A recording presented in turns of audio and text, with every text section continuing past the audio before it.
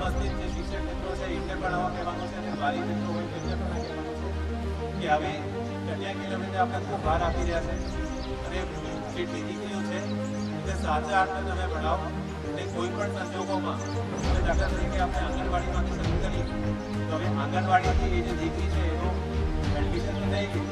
પછી કોઈ પણ સંજોગોમાં હવે આ બાકી ના રહી જાય ત્યારે આ ડ્રોપઆઉટ થઈ જાય કે પછી આ ઘર જતી રહે એની પણ સાથે તમે લોકોને કરવાની હોય આંગણવાડી બહેનો હોય તો હોય તો બધા બાકી નક્કી કરવાનું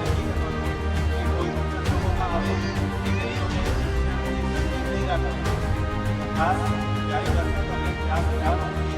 કે હવે આગળ જતા આપવાનું બહુ જરૂર છે અને આપણને અત્યારથી તમારો નક્કી કરવાનો ગોલ તમે શું કરવા માંગો છો એ તમે જાણી લેવાનું તમે જ્યારે તમારો ગોલ નક્કી કરો હવે એના માટે નક્કી કરવું પડે તો તમે જીવનમાં આગળ વધી શકો એના માટે તમે આ બધાને હવે તમે એડમિશન તો થઈ ગયું હવે ક્યારેક ડ્રોપઆઉટ નહીં થવાનું અને ખૂબ મન લગાવીને ભણવાનું હોય અને આ શાળાના